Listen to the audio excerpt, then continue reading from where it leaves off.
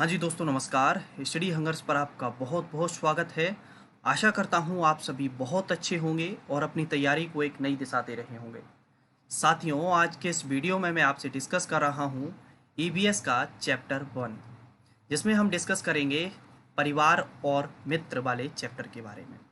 और यह जो सीरीज़ है वह आपके लिए बहुत हेल्पफुल साबित होगी आपका जो सीटेट का एग्ज़ाम होने वाला है दिसंबर में, उसके लिए।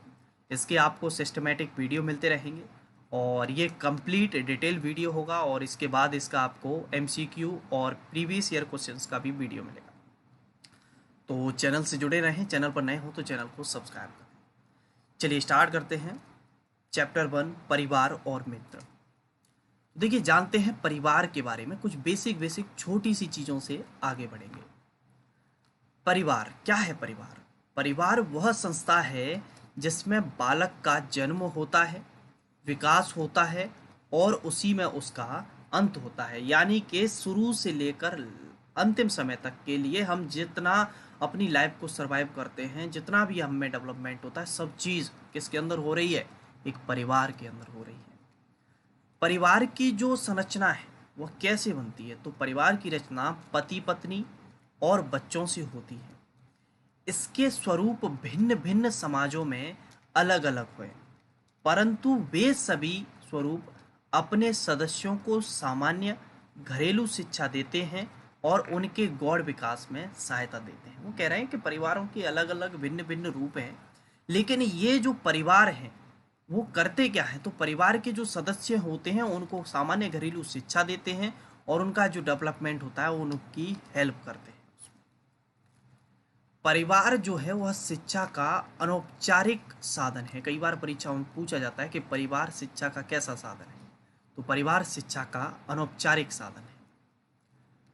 परिवार शब्द अंग्रेजी भाषा के फैमिली शब्द का हिंदी रूपांतरण है। अगर हिंदी में बात कर रहे हैं तो परिवार है, और अंग्रेजी में अगर हम बात करें तो फैमिली कहेंगे। फैमिली जो शब्द है, फैमिली शब्द की उत्पत्ति लैटिन भाषा के एक शब्द है फैमुलस, इससे हुई है, जिसका अर्थ है नौकर। तो इसमें काम की आपकी चीज़ क्या हुई कि फैमिली शब्द की उत्पत्ति किस भाषा से हुई है? तो लैटिन भाषा का एक शब्द है फैमुलस, और फैमुलस शब्द का अर्थ है नौकर। फैमुलस के विस्तृत अर्थ में तो हम जानते हैं परिवार समाज की ऐसी इकाई है जिसमें माता पिता, उनके विवाहित एवं अविवाहित बच्चे तथा अन्य सदस्य सम्मिलित रहते हैं, और जो उनका उत्तरदायित्व तथा स्नेह की भावना से परस्पर बंधे रहते हैं। तो परिवार जो है एक ऐसी इकाई है जिसमें माता पिता, उनके विवाहित और अविवाहित बच्चे एक संयुक्त रूप से रह रहे हैं और एक जो जिम्मेदारियां उनको मिली हैं उनको निभा रहे हैं और एक दूसरे के साथ प्रेम की भावना से जुड़े हुए हैं। अभी आपके मन में जो सवाल आ रहा है, मुझे पता है क्या आ रहा है। आप सोच रहे हैं कि परिवार के टाइप कहाँ चले गए, तो बिल्कुल धैर्य रखें, वो भी आने वाले हैं। रेमंड के अनुसार, तो रेमंड महोदय क्या कह रहे हैं, तो इनकी बात सुन लेते हैं, फिर हम परिवार के प्रकारों के बारे में जानते हैं। दो बच्चे भले ही विद्यालय में पढ़ते हों, समान रूप से शिक्षकों से प्रभावित होते हों, समान अध्ययन करते हों, फिर भी अपने सामान्य ज्ञान, रुचियों, भाषण, व्यवहार और नैतिकता में अपने घरों के कारण जहाँ से वे आते हैं पूर्णतया भिन्न होते हैं, क्योंकि हर परिवार के अपने अलग अलग नियम होते हैं, हर परिवार के अपने अलग अलग रीति रिवाज होते हैं, हर परिवार अपने बच्चों को अलग अलग शिक्षा देता है। ठीक है, तो हर चीज़ में डिफरेंस मिलेगा, भले ही वो एक ही विद्यालय में साथ में समान रूप से ग्रहण क्यों ना कर रहे हो शिक्षा, लेकिन उनमें कहीं ना कहीं हमें अंतर देखने को मिलेगा। क्यों? क्योंकि वो अलग अलग परिवारों से, अलग अलग समुदायों से, अलग अलग धर्मों से आ रहे हैं। आ रही बात समझ में? चलिए, तो अब हम बात कर लेते हैं परिवार का वर्गीकरण। परिवार को आकार की दृष्टि से दो भागों में बांटा गया है। एक है संयुक्त परिवार, यानी कि जिसे हम कहते हैं ज्वाइंट फैमिली, और एक होता है एकल परिवार जिसे हम कहते हैं न्यूक्लियर फैमिली। चलिए, तो आप देख पा रहे होंगे इस चित्र में, देखिए ये जो है फोटो, ये वाला फोटो 1, ये है ज्वाइंट फैमिली यानी कि संयुक्त परिवार का फोटो, और ये है न्यूक्लियर फैमिली का यानी कि एकल परिवार का फोटो। तो फोटो देखकर ही आपको पता चल रहा होगा कि देखिए इसमें ये दादाजी बैठे हैं बड़ी बड़ी मूंछों वाले, ठीक है, तो और ये दादी हैं, ये इनके बच्चे हैं, ये इनके बच्चे हो गए, इधर ये एक और बच्चा बहू है इनकी, ये इनके बेटे बेटी हैं। ठीक है, तो ये परिवार में संयुक्त रूप हो रहा है। तो आप देख पा रहे हैं परिवार में बहुत सारे सदस्य हैं, इस वजह से इसे संयुक्त परिवार कह रहे हैं। लेकिन इधर कौन है? केवल ये पति, ये पत्नी और इनके बच्चे। तो बस ये कौन सा है? न्यूक्लियर फैमिली, यानी कि एकल परिवार। चलिए तो इनको डिटेल में जानते हैं। संयुक्त परिवार के बारे में अगर हम आपसे बात करें तो संयुक्त परिवार क्या है? प्राचीन काल से ही भारतीय सामाजिक जीवन का मुख्य आधार संयुक्त परिवार ही है। एकल परिवार तो वही अब हो गए हैं। पुराने समय से, उस जमाने से, बहुत पुराने समय से कैसी फैमिली चली आ रही है? Joint family. आपको भी याद होगा, आपके दादा दादी, पापा मम्मी वगैरह ये सब ज्वाइंट फैमिली में ही रहते थे। लेकिन अब कैसे होने लगे? अब एकल फैमिली होने लगी है। संयुक्त परिवार में कौन कौन आता है तो देखते हैं, जानते हैं। संयुक्त परिवार में 2-3 पीढ़ियों के सदस्य शामिल रहते हैं और ये एक दूसरे से संपत्ति, आय, पारस्परिक अधिकारों और कर्तव्यों से जुड़े रहते हैं। संयुक्त परिवार में माता पिता, पुत्र पुत्री, भाई बहन, पुत्र वधू एवं उनके बच्चे, चाचा चाची, दादा दादी आदि एक साथ एक ही घर में, एक ही छत के नीचे रहते हैं। आ रही बात समझ में? तो ये बात कर रहे हैं माता पिता, दादा दादी, पुत्र पुत्री, भुआ, ये सभी जितने भी सदस्य हैं सब किसके अंदर आ रहे हैं? संयुक्त परिवार के अंदर आ रहे हैं। और हाँ, अगर आपको इस वीडियो का पीडीएफ चाहिए ना, ये जो आप देख रहे हैं, इसके पीडीएफ के लिए आप टेलीग्राम चैनल से ले लेना। इसका मैं वहाँ पर अपलोड कर दूँगा, ठीक है? लिंक डिस्क्रिप्शन में है, वहाँ से देख लीजिए। चलिए, संयुक्त परिवार का आकार बड़ा होता है। सर्वाधिक आयु वाला जो व्यक्ति होता है वह परिवार का मुखिया होता है। जैसे परिवार के सबसे बड़े हैं, मान के चलिए दादाजी। दादाजी परिवार के क्या होंगे? मुखिया होंगे, यानी कि परिवार का जो सबसे बुजुर्ग सदस्य है, सबसे बड़ा सदस्य है, उसे परिवार का मुखिया कहते हैं। संयुक्त परिवार के क्या गुण हैं?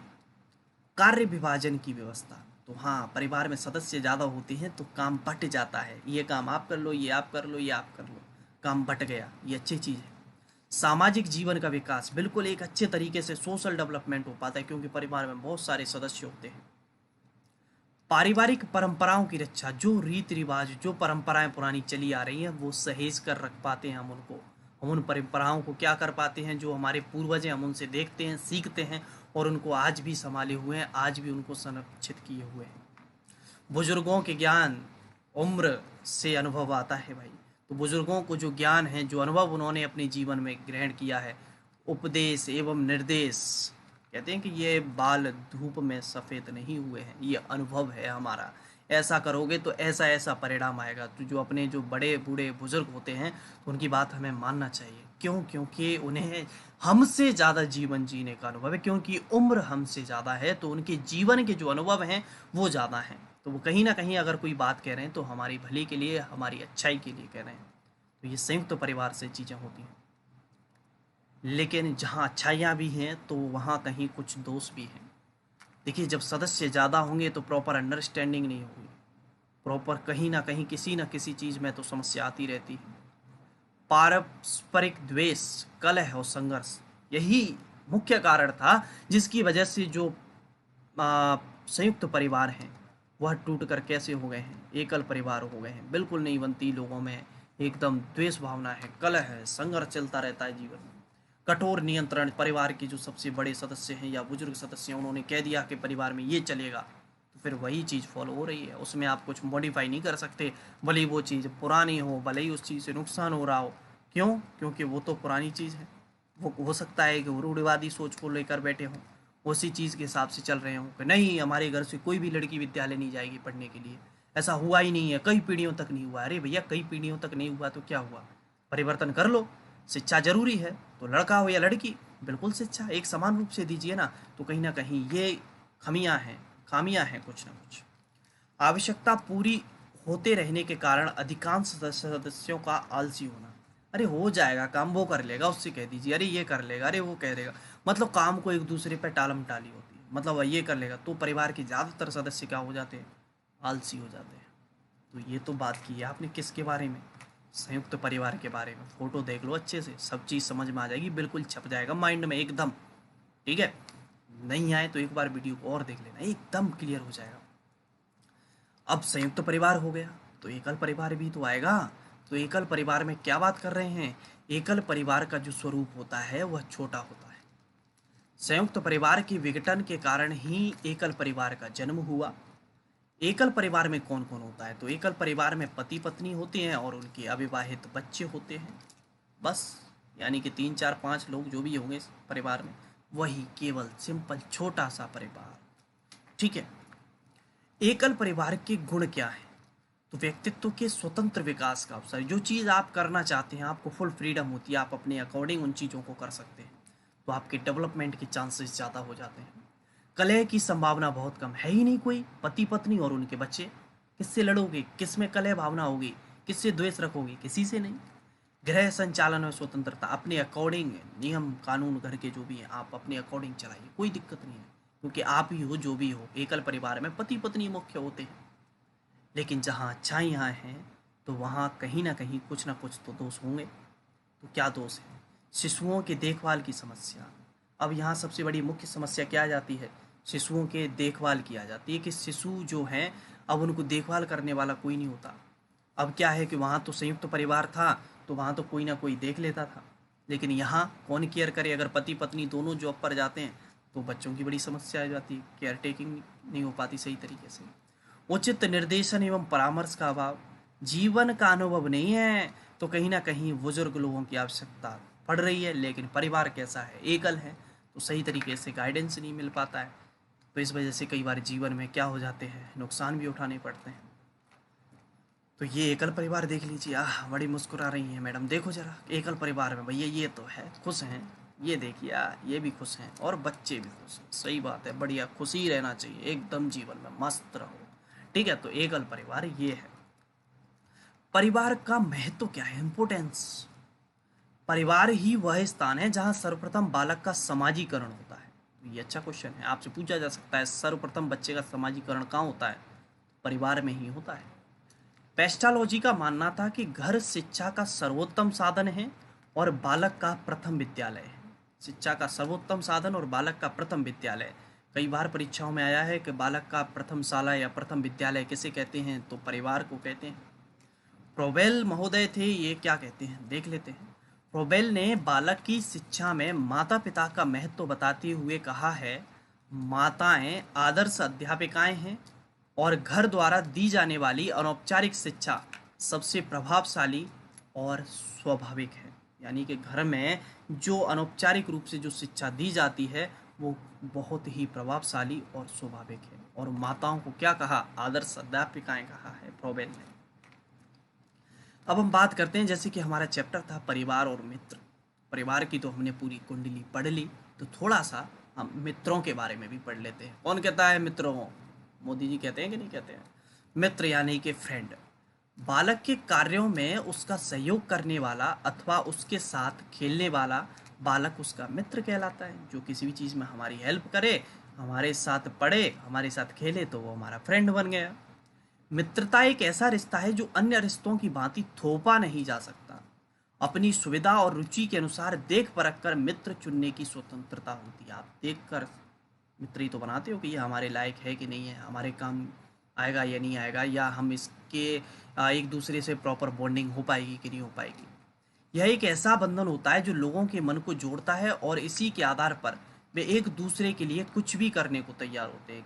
दोस्ती में तो हम जान भी दे देंगे, मांग कर तो देखिए तुम। ठीक है, तो दोस्ती भैया, फ्रेंडशिप जो है वो बहुत ही महत्वपूर्ण रिश्ता होता है, बहुत ही अच्छा रिश्ता होता है, लॉयल रिश्ता होता है। ठीक है, तो ये बात कर रहे हैं दोस्ती के बारे में, यानी कि मित्रों के बारे में बात, बेसिक सी बातें हैं। अब कुछ है सीटेट के मोस्ट फेवरेट चीज़ें जो परीक्षा में एज इट इज़ हमें देखने को मिल जाती है क्वेश्चन पेपर में, एज इट इज़। तो जान लेते हैं क्या कह रहे हैं। मलयालम में माँ की बड़ी बहन यानी कि मौसी को क्या कहते हैं, मलयालम में वलियम्मा कहते हैं। मलयालम में माँ की माँ यानी कि नानी को क्या कहा जाता है, अमुम्मा कहा जाता है। मलयालम में पिता का छोटा भाई यानी कि चाचा को क्या कहते हैं, चिटप्पन कहते हैं। और पिता के छोटे भाई की पत्नी यानी कि चाची को कहते हैं कुंजम्मा। क्या कहते हैं, कुंजम्मा। तो याद रखें, मलयालम में माँ की बड़ी बहन को कहते हैं वलियम्मा, अपनी माँ की माँ यानी कि नानी को कहते हैं अमुम्मा, मलयालम में पिता के छोटे भाई यानी कि चाचा को कहते हैं चिटप्पन, और पिता के छोटे भाई की पत्नी यानी कि चाची को कहते हैं कुंजम्मा। याद रखें इसे। लद्दाख में माँ को क्या कहते हैं? तो लद्दाख में माँ को कहते हैं आमाले। क्या कहते हैं? आमाले। पिताजी को क्या कहते हैं? आबाले। और दादाजी को क्या कहते हैं? मेमेले। तो ये आप याद रखें। चलिए, कुछ जर्नल से क्वेश्चन हैं दो चार, उनको आपसे डिस्कस कर लेता हूँ। ठीक है, तो आपके जो भी डाउट हैं वो क्लियर हो जाएंगे। और डिटेल वीडियो तो आपका आता ही है। जैसे कि मैंने कहा है कि हर चैप्टर के आपको एमसीक्यू और प्रीवियस ईयर जो क्वेश्चंस हैं उसकी मिक्स वीडियो भी आपको मिल जाएगी। तो हर चैप्टर के बाद आपको एमसीक्यू मिलते हैं, उनको आप लगाएं। सेम चीज़ सीडीपी में फॉलो हो रही है तो उसको भी आप देखें। ठीक है, बच्चे को समाजीकरण का पहला पाठ कहाँ से प्राप्त होता है? परिवार से, विद्यालय से, सांस्कृतिक केंद्र से, धार्मिक केंद्र से? अरे अभी पढ़ा है कुछ देर पहले ही हमने, परिवार से। बच्चे का समाजीकरण का पहला पाठ कहाँ से प्रारंभ होता है? परिवार से। एकल परिवार से क्या तात्पर्य है? वर्ष 1950 के बाद बना परिवार। परिवार जिसमें माता पिता उनके बच्चे रहते हैं। संपूर्ण परिवार जिसमें बच्चे, उनके माता पिता, दादा दादी रहते हैं। केवल पति पत्नी। ऐसा परिवार जिसमें केवल पति पत्नी यानी कि माता पिता और उनके बच्चे रहते हैं। तो इसका आंसर हो जाएगा सेकंड, ये वाला। परिवार एक इकाई होता है जिसमें माँ, पिता और उनके दो बच्चे होते हैं, यह कथन है। सही नहीं है, क्योंकि इस कथन में यह स्पष्ट करना चाहिए कि बच्चे जैविक होते हैं। जी नहीं, इससे कुछ लेना देना नहीं है। सही नहीं है, क्योंकि परिवार कई प्रकार के होते हैं तथा परिवार का केवल एक ही प्रकार में वर्गीकरण नहीं किया जा सकता। जी हाँ, बिल्कुल। परिवार इसमें क्या कह रहा है? एक इकाई है जिसमें माता पिता और उनके दो बच्चे। तो ये तो केवल और केवल एकल परिवार का उदाहरण हो गया ना। तो एक ही प्रकार से वर्गीकरण थोड़ी हो सकता है, संयुक्त परिवार भी होता है। सटीक आंसर सेकंड हो जाएगा। और ऑप्शन पढ़ लेते हैं नीचे। सत्य है, क्योंकि यह किसी आदर्श परिवार का आकार है। जी नहीं, ये भी नहीं होगा, आदर्श परिवार का आकार थोड़ी है। और सत्य है, क्योंकि सभी भारतीय परिवार इसी प्रकार के होते हैं, जो भी परिवार है। जी नहीं, ये भी नहीं। तो सेकंड सटीक आंसर है। मलयालम में माँ की बड़ी बहन को कहते हैं, अभी बताया था कुछ देर पहले, मौसी, चाची, वलियम्मा, आई। क्या कहेंगे? वलियम्मा कहते हैं। चलिए, तो ये था हमारा कंप्लीट वीडियो जिसको हमने आपके साथ डिस्कस किया। वीडियो पसंद आया तो लाइक कर दीजिए। जो भी आपके फ्रेंड, दोस्त, परिवार के और अन्य सदस्य जो भी सीटेट की तैयारी कर रहे हों उनके साथ प्लीज़ शेयर कर दीजिए। इतना सहयोग आप कर सकते हैं। और चैनल पर नए हों तो सब्सक्राइब कर लीजिए। ख्याल रखिए, मुलाकात करेंगे अगली वीडियो में। जय हिंद, जय भारत।